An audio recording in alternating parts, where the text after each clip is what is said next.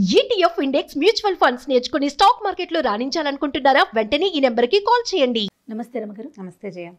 రమగారు, విక్రమ బేతాళ కథలకి చాలా మంచి రెస్పాన్స్ వస్తుంది. అందరూ కూడా ఇంకా మరికొన్ని కథలు పెట్టండి మనకి కామెంట్ రూపంలో చెప్తూ ఉన్నారు.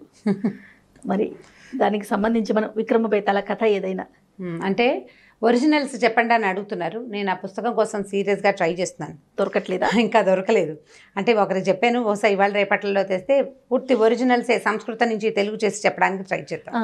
సో ఇవి చందమామల్లో ప్రచురింపబడిన కథలే మనకు అందుబాటులో ఉన్నాయి. వాటిలో నుంచి ఒకటి చెప్తాను. పూర్వం అంట ఎప్పుడు విక్రమార్కుడు, పూర్వం కథ చెప్పకూడదు, విక్రమార్కుడు సంగతి చెప్పాలి.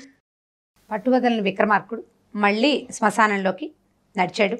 మర్రి చెట్టు ఎక్కాడు. అక్కడ వేళ్లాడుతున్న శవాన్ని భుజాన్ని వేసుకుని నడవటం మొదలుపెట్టాడు.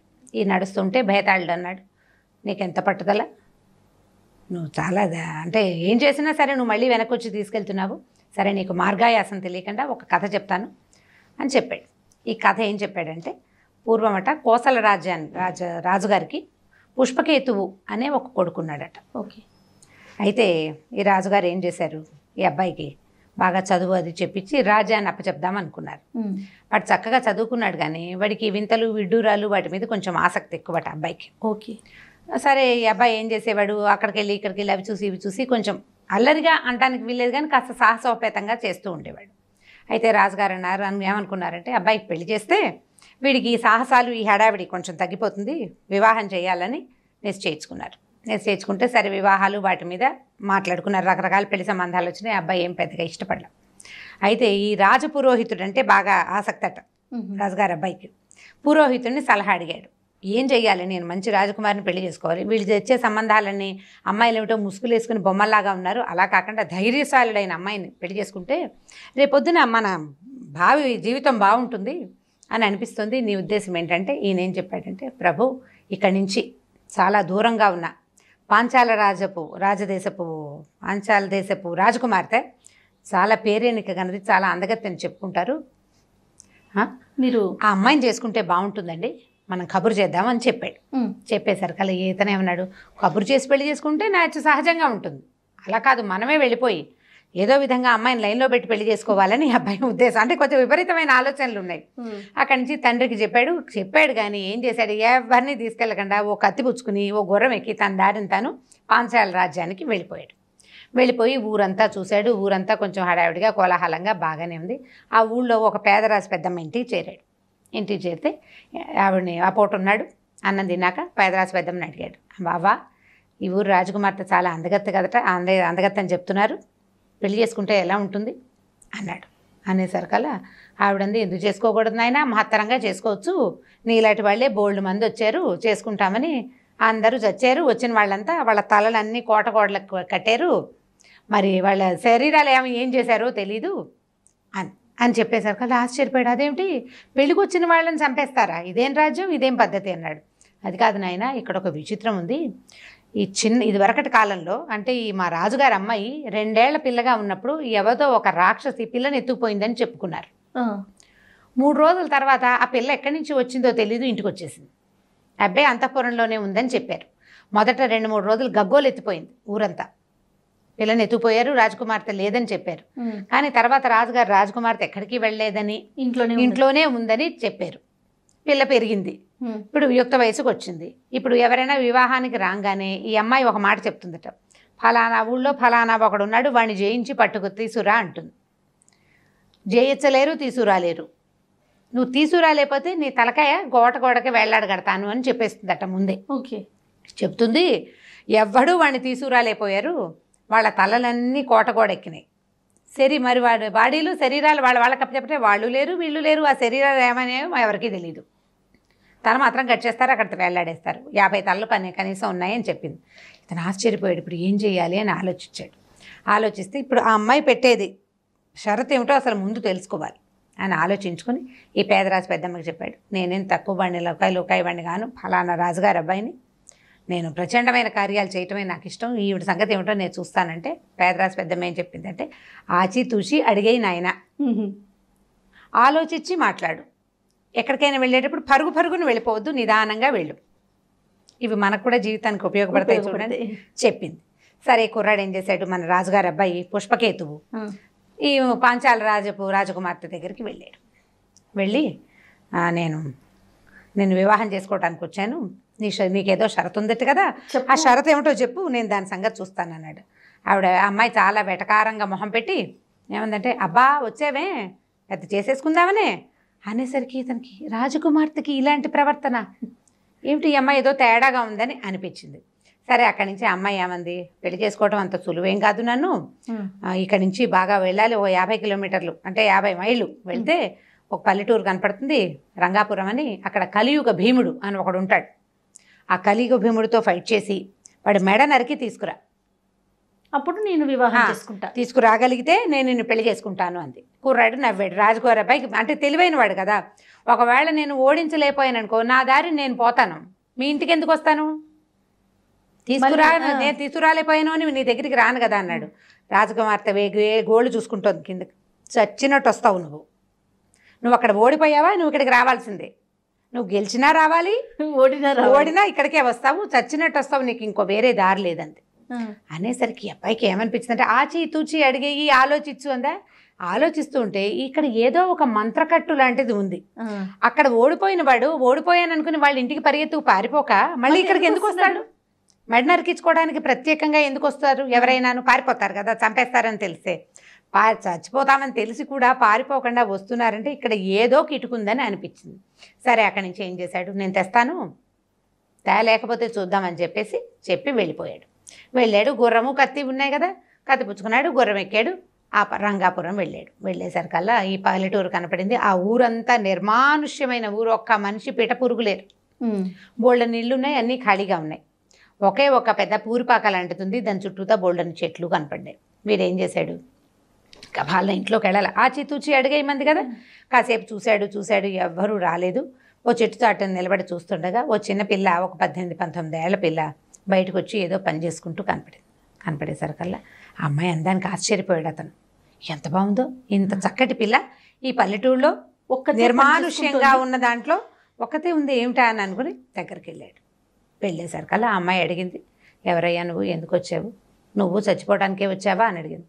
అడిగేసరికల్లా అదేమిటి నీకు తెలుసా అన్నాడు. నాకు తెలుసు, కలియుగ భూముడు మా నాన్నే, ఫలానా చెట్టు కింద ఉంటాడు అంతే అనేసరికల్లా నువ్వెవరివి ఇంత చక్కగా ఉన్నావు అని బాగా ఆ అమ్మాయిని ప్రశ్నించాడు. ప్రశ్నిస్తే ఆ అమ్మాయి ఏం చెప్పిందంటే, నా సంగతి ఏమని చెప్పను, నీకు నేనేమి ఇప్పుడు చెప్పలేను, కానీ నువ్వు ఒక పని చెయ్యి, నువ్వు గనక ఈ కలియుగ భీముడిని ఓడించేసి వాడి మెడ నరికేస్తే ఆ చేత్తో పుచ్చుకెళ్ళొద్దు, వెళ్ళిపోబోక, ఎక్కడా కింద పెట్టకుండా పట్టుకురా నా దగ్గరికి, నాకు చూపించి అప్పుడు వెళ్దుగానే నువ్వు, నీకు జయం కలుగుతుందని చెప్పింది. సరే వీడేం చేశాడు, చెట్ల కింద ఉన్నాడని చెప్పింది కదా, పడుకున్నాడు, నిద్రపోతున్నాడు. ఈ కుర్రాడు రాజకుమారి అబ్బాయి అవి వెతుకుంటూ పోయాడు. ఒక మర్రి చెట్టు కింద ఒక పొడుగాటి పెద్ద శరీరం ఉన్న ఒకడు తల కింద చేపెట్టుకుని పడుకుని నిద్రపోతూ కనపడ్డాడు. వీడు పోయి వాడిని నిద్ర లేపాడు. అబ్బాయి నేను నీతో యుద్ధం చేయడానికి వచ్చాను, ఈ కలియుగ భీముడు నువ్వేనా అని ఆ పడుకున్న వాడిని లేపాడు. ఆ లేచిన వాడు ఏం ఏడ్సావులే, ఏం యుద్ధం చేస్తావన్నట్టుగానే ఉన్నాడు వాడు. ఇద్దరు కలిసి యుద్ధం చేసేసరికల్లా వీడు కత్తి పెట్టి వాడి మెడ నరికేశాడు. సులువుగానే జరిగిపోయింది ఇది, ఏం కష్టపడలా వాడు. చిన్నపాటి యుద్ధంతో వాడు దొరికేశాడు, మెడ నరికేశాక ఆ తల పుచ్చుకున్నాడు. ఈ తల చేత్తో పుచ్చుకునేసరికల్లా 2 కాకులట భయంకరంగా అరుస్తూ ఈ కుర్రాడి మొహం మీదకి వచ్చినాయి. మామూలుగా సడన్గా పక్షి కేక వినపడితే మనం ఉలిక్కి పడతాం, అవును, పక్షి అరుపు వినపడేసరికల్లా సడన్గా జరిగితే కదా చిన్న టింగుమన్న శబ్దానికి కూడా మనం ఉలికిపాటుగానే ఉంటుంది. ఈ 2 కాకులు అరుస్తూ కావు కావు అంటే కాకి అరుపు కర్ణ కఠోరంగా ఉంటుంది. పైగా కాకి మొహం మీదకి మనకి పక్షి ఏదైనా దగ్గరలో ఎగిరితే మన మీదకే వచ్చిందన్న అదటు కలుగుతుంది మనుషులకి సహజంగా. ఈ 2 కాకులు మొహం మీదకి వచ్చేసేసరికల్లా వీడు ఉలిక్కిపడి 2 చేతులతో మొహం కప్పుకున్నాడు, ఈ తలను వదిలిపెట్టేశాడు. అయ్యో, వదిలిపెట్టేసరికల్లా ఈ తల పరిగే దొర్లుకుంటూ పోయి వాడి శరీరానికి అతుక్కుపోయింది. ఈ కుర్రాడు ఏం చేస్తాడు పాపం, ఏం చేయాలో తెలియలే. వీడు మళ్ళీ ఆ ఇంటికి వెళ్ళాడు. వెళ్ళి ఆ అమ్మాయికి చెప్పాడు, ఇట్లా 2 కాకులు వచ్చినాయి, నేను భయపడ్డాను అనేసరికల్లా, కాకులను చూసి భయపడ్డావా నువ్వు అని అమ్మాయి నవ్వింది. ఈసారి జాగ్రత్త పడు, అది కింద తగిలిందా, కింద పడిందా వెళ్ళిపోతుంది, నీ వల్ల కాదు, కాబట్టి జాగ్రత్తగా ఉండంటే ఈసారి ఏం చేశాడు, చాలా కేర్ఫుల్గా ఫైట్ చేసి ఆ తలను మళ్ళీ పట్టుకున్నాడు. ఈ తలను పట్టుకుని ఏం చేశాడు, ఒక గుడ్డలో చుట్టేసి భుజాన్ని వేసుకుని అమ్మాయికి తీసుకొచ్చి చూపించాడు. ఆ అమ్మాయి ఆ తలను చూసి ఏం చెప్పిందంటే, నువ్వు ఈ రాజకుమార్తె దగ్గరికి వెళ్తావు కదా, ఆ అమ్మాయి సరే ఒప్పుకుంటుంది, వీడు కలియుగ భీముడు అవునో కాదో దాన్ని గుర్తించమను, వాడు కలియుగ భీముడేనని గుర్తుపట్టింది అనుకో, తల నాకు ఇచ్చేయి అని అడుగుతుంది. తలని మాత్రం దానికి ఇవ్వద్దు, ముక్క ముక్క చేసేసి దాన్ని నిప్పుల్లో పడేసేసి, అంటే దహనం చేసేయాలి ఆ తలని, తలని మాత్రం అమ్మాయికి ఇవ్వబోక అని చెప్పింది. చెప్పేసరికల్లా ఈ అబ్బాయి అన్నాడు, నువ్వెవరు, ఎందుకు ఇక్కడ ఉన్నావంటే నేను నీకేమీ చెప్పలేను, నీకే తెలుస్తుంది అని చెప్పి పంపించేసింది. అయితే కుర్రాడు ఏమన్నాడంటే, నేను మళ్ళీ తిరిగి వస్తా, నువ్వు ఇక్కడే ఉండు, ఎక్కడికి వెళ్ళబాకు, మీ నాన్న చచ్చిపోయాడని బెంగపెట్టుకోవద్దు, నేను వస్తాను నీకోసం అని చెప్పేసి వెళ్ళిపోయాడు. వెళ్ళి ఏం చేశాడు, సరే ఇతను వెళ్ళేసరికి దాదాపుగా చీకటి పడుతుంది. చీకటి పడుతుంటే వీడు ఏం చేశాడు, ఊళ్ళోకి వెళ్ళి ఈ రాజుగారి కోట దగ్గరికి వెళ్ళాడు, పిలిచాడు సైనికుల్ని, ఈ కలియుగ భీముడిని చంపేశాను, వాడి తల నా చేతి సంచిలో ఉంది, రాణిగారిని రాజుగారి అమ్మాయిని పిలవమన్నాడు, రాణి అని కూడా యువరాణిని పిలవమన్నాడు. యువరాణి రాజుగారు అందరూ వచ్చారు. వచ్చేసరికల్లా ఇతను ఏం చేశాడు, చేతిలోంచి ఈ తలని తీసాడు, సంచిలోంచి తీసాడు, చేతితో పట్టుకుని చూపించాడు. కలియుగ భీముడు అవునా కాదా గుర్తుపట్టమన్నాడు. ఆ అమ్మాయి అవును వీడు కలియుగ భీముడే అని నాకు ఇచ్చేయని 2 చేతులు చాపిందట. ఇట్లా చాపేసరికల్లా వీడు నేను ఇవ్వను అన్నాడు. నేను ఇవ్వను, అది లేదు కదా మన షరతులో, నువ్వు తల నరికి తెమ్మన్నావు, అంతేగాని నాకు ఇవ్వు అని చెప్పేవా, నువ్వు చెప్పలేదు, నువ్వు షరతు లేదు కదా, నువ్వు షరతు లేదు కాబట్టి నేను నీకు ఇవ్వనని ఏం చేశాడంటే తన దగ్గర ఉన్న కత్తితోటి ఒక ముక్క నరికేసి, ఇప్పుడు చీకటి పడిపోయింది కదా, మామూలుగా ఈ ఆస్థానాల్లోనూ ఈ ఓపెన్ ప్లేసుల్లో నెగ్గళ్ళు అవి వెలిగిస్తారు, అక్కడ ఉన్న మంట మీదకి విసిరేయటం మొదలుపెట్టాడు. ఆ అమ్మాయి గీమని గట్టిగా అరిచి, దుర్మార్గుడా ఏమిట్రా మా నాన్నని చంపేస్తున్నావు అని చెప్పేసి మీద పడిపోయింది. ఈ అమ్మాయి వాడి మీద పడి ఆ తలని లాక్కోపోయిన ఇతను అమ్మాయికి ఆ తలని ఇవ్వకుండా ఆ అమ్మాయిని కత్తిపెట్టి పక్కకు తోసేసి ఈ తలని పూర్తిగా మంటల్లో వేసి కాల్చేశాడు. అక్కడి నుంచి ఆ పిల్ల స్పృహ తప్పి పడిపోయింది. వీడు రాజస్థానంలో అందరు ఆహాహా శబాష్, కలియుగ భీముడిని తలనరికి తెచ్చి రాజకుమార్తెను పెళ్లి చేసుకోవడానికి వచ్చాడు, ఈయనకి మంగళవాద్యాలు అవన్నీ మంగళ స్నానాలు రెడీ చేయండి అని సభ అంతా ఉత్సాహపడింది. పెళ్లి కొడుకు దొరికేశాడు కదా, అమ్మాయి భయంతో మూర్చిపోయింది అనుకున్నారు. సరే ఆ కుర్రాడు మీ అమ్మాయి అక్కర్లేదు, మీ పెళ్ళి అక్కర్లేదు నాకని చెప్పేసి బయటకు వచ్చేసాడు.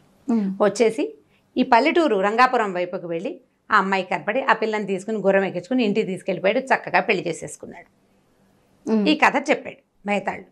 ఇప్పుడు విక్రమార్కుడిని అడిగాడు, ఇక్కడ ఏం జరిగింది, ఇప్పుడు తల నరికి తెచ్చాడు, తలని కాల్చేశాడు, రాజకుమార్తె ఎదురుగుండానే ఉంది, వీళ్ళంతా పెళ్లి చేయడానికి రెడీగా ఉన్నారు, ఈ అమ్మాయిని కాదని పల్లెటూరులో కనపడిన అమ్మాయిని ఎందుకు పెళ్లి చేసుకోవాలనుకున్నాడు, ఆ అమ్మాయి సౌందర్యవతిగా ఉండటం వల్లనా, ఎందుకు అని అడిగితే విక్రమార్కుడు ఏం చెప్పాడంటే, ఆయన సమాధానం తెలిసి చెప్పకపోతే తల 1000 వక్కలవుతుంది. సమాధానం తెలిసిపోయింది విక్రమార్కుడు, ఇందులో ఉన్న కీలకం ఏమిటో తెలిసింది. ఈయన ఏం చెప్పాడంటే, బహుశా ఆ పల్లెటూరులో ఉన్న అమ్మాయే రాజుగారి కూతురు అయి ఉండాలి, కలియుగ భీముడే రాక్షసుడు ఆ పిల్లని ఎత్తుకుపోయినవాడు, 2 రోజులు తీసుకుపోయాడు, తర్వాత తన కూతుర్ని రాజుగారి ఆస్థానంలోకి చేర్చేశాడు.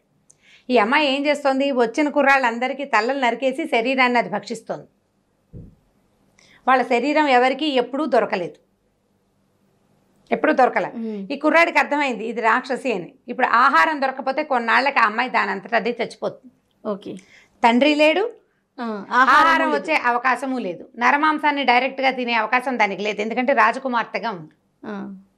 ఎప్పుడైతే పెళ్ళి అన్న ఆలోచన రాగానే అమ్మాయికి మాంసం తినేందుకు అవకాశం దొరికిందనమాట.